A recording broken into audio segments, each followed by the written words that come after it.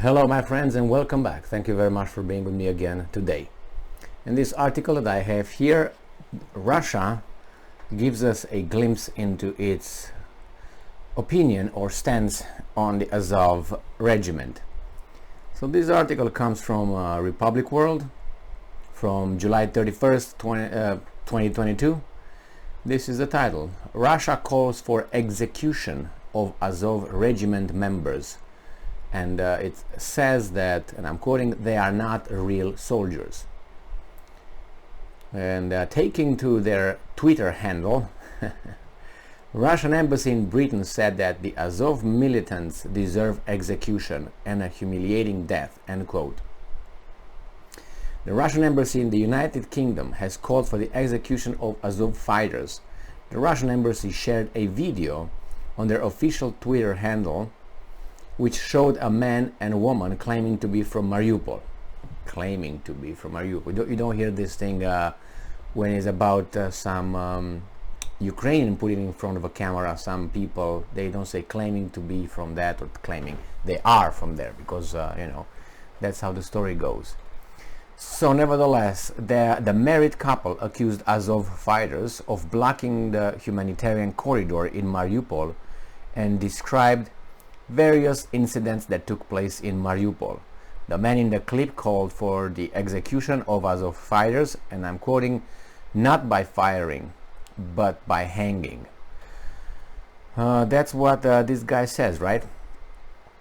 And then it says here that the embassy denied that the Azov fighters are not real soldiers and deserve a humiliating death by hanging.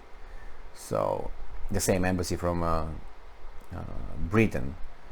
So they need, the militaries deserve execution, and they claim that the Azov fighters are not real soldiers and deserve a humiliating death by hanging.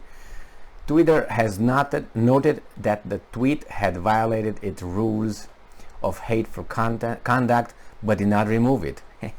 It said, and I'm quoting, Twitter has determined that it may be in the public's interest for the tweet to remain accessible. Alright, so how you determine that, for instance, what I say here is not in public interest, or other people who have their videos, and this is the video, YouTube, not the Twitter, but I don't care, they do whatever they want anyway. The tweet from the Russian embassy came at a time when the Russian and Ukraine blamed each other for attacking Ukrainian prisoners of war. Well, we don't know if those are prisoners of war or mercenaries. But I don't know. But you see, they create that little angle already over there. They claim they're from Mariupol. Those guys who claim, and then here is they immediately said those are prisoners of war, which we actually do not know if they are. Neither these guys, because if the Russians say those were Azov battalion or regiment people who surrender, fighters who surrender, and they call them mercenaries, then I don't know if you can call them prisoners of war. They are prisoners of war, but if you say prisoners of war, that probably implies that they are covered by the Geneva Convention of Rules of War and all that. Both nations accused each other of targeting a prison in the separatist region of Ukraine.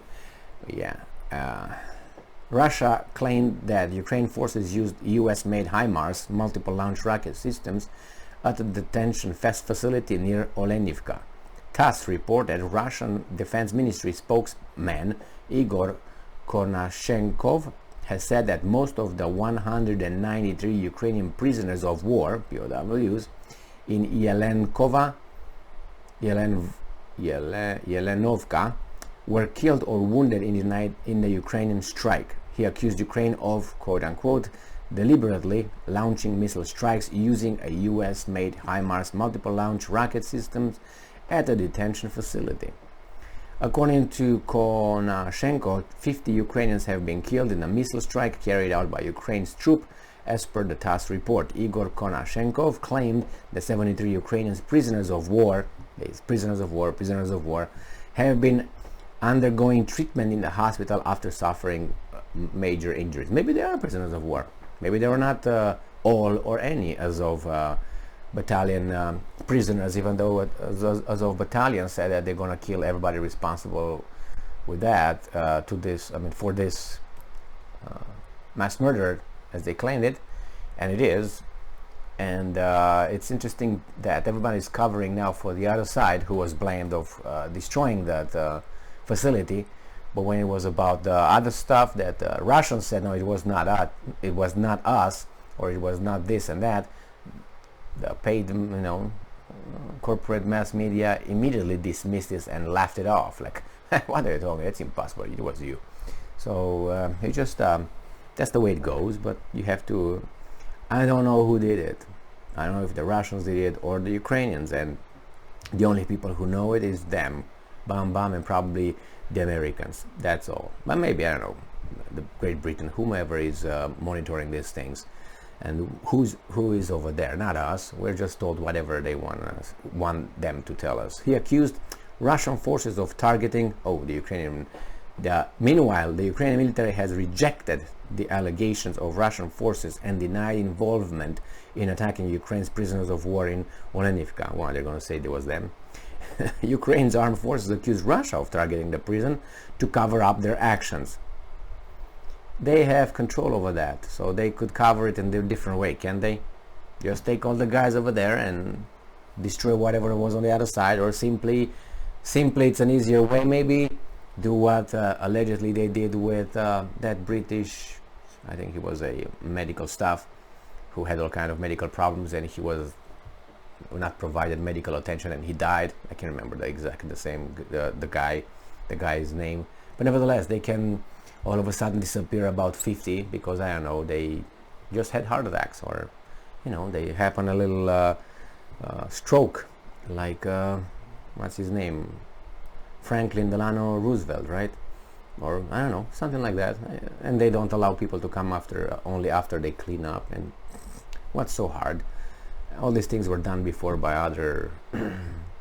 So he accused Russian forces. This is Zelensky's advisor, who called it a deliberate, calculated, and cynical attack carried out by Russian forces for the mass murder of Ukrainian troops. He accused Russia's forces of targeting the forces to blame the strike on Kiev troops and called for an investigation.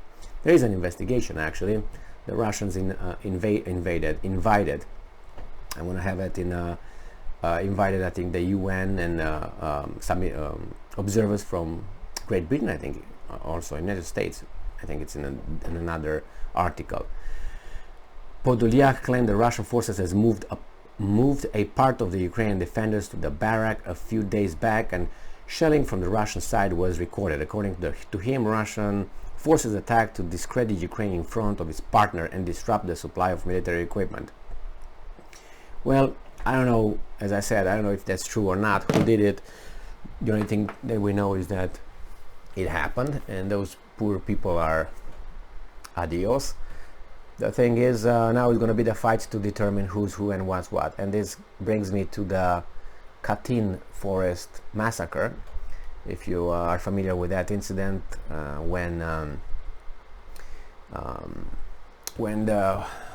Poland was invaded by the Germans and the Soviet Union, and they met in the middle, then when German commissars, the political police with some non-Russian friends, they went and they killed and buried in a Katyn forest.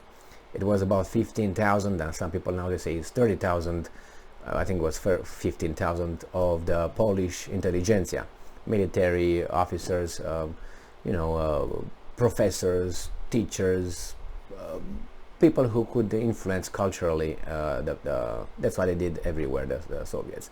They cut the cultural heads, and then they came with their garbage, and then they try to re-educate the generation. So when the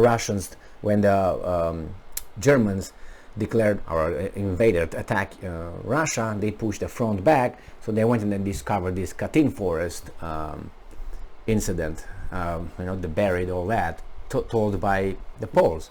So when they uncovered all that, they called the Red Cross and observers from the United States of America, from Great Britain, from France, from all over the world that had a meaning at that point, had something to do, and they dug all those up, identified them. They still had, shot in the back of the head, and it was determined that it was the Russian troops,